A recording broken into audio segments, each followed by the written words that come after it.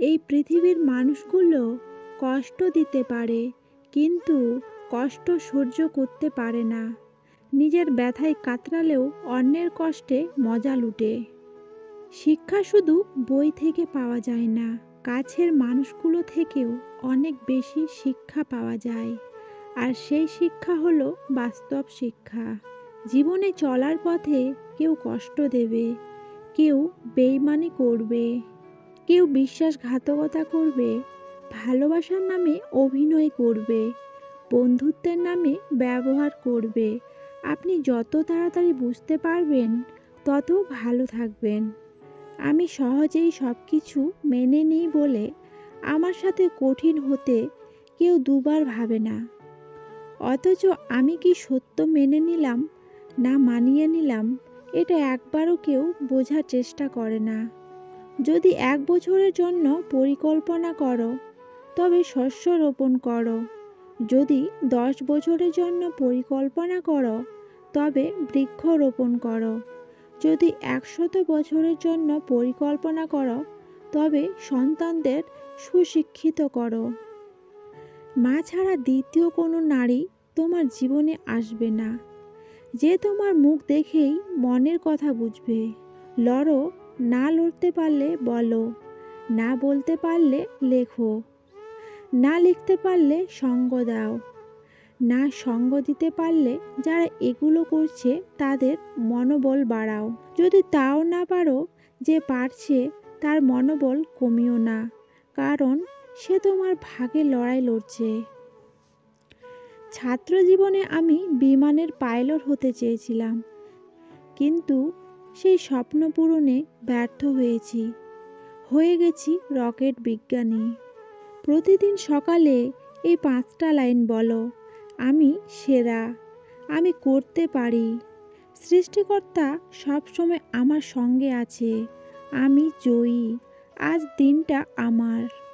একজন খারাপ ছাত্র একজন দক্ষ শিক্ষকের কাছ থেকে যা শিখতে পারে, তার চেয়ে একজন ভালো ছাত্র একজন খারাপ শিক্ষকের কাছ থেকে অনেক বেশি শিখতে পারে। কচু পাতা দেখেছেন নিশ্চয়ই, উপরটা সবুজ কিন্তু ভেতরটা চুলকানিতে ভরা।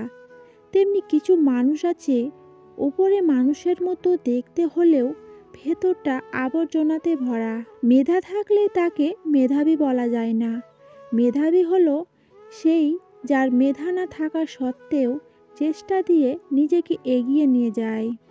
একবার পরীক্ষায় কয়েকটা বিষয়ে আমি ফেল করেছিলাম, কিন্তু আমার বন্ধু সব বিষয়ে পাশ করে। এখন সে মাইক্রোসফটের একজন ইঞ্জিনিয়ার, আর আমি মাইক্রোসফটের প্রতিষ্ঠাতা।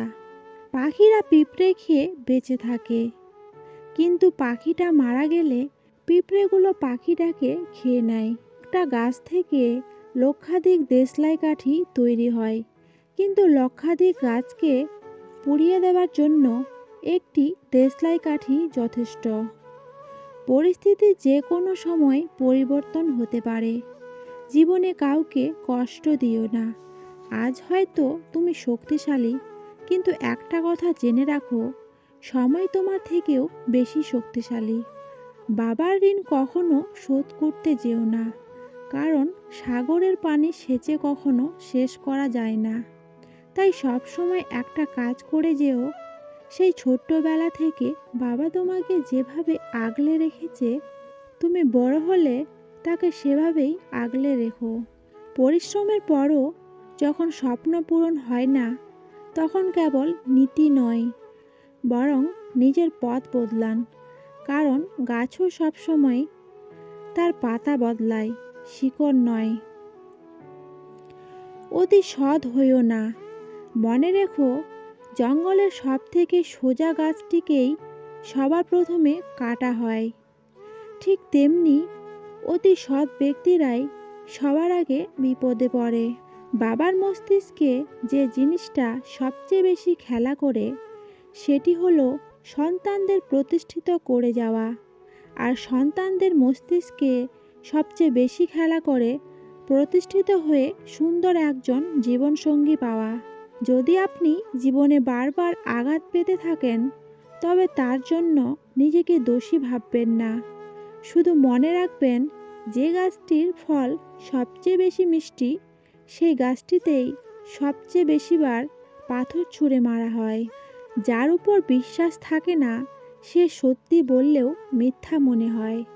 আর যার উপর একবার বিশ্বাস এসে যায়, তার মিথ্যাগুলো সত্যি লাগে।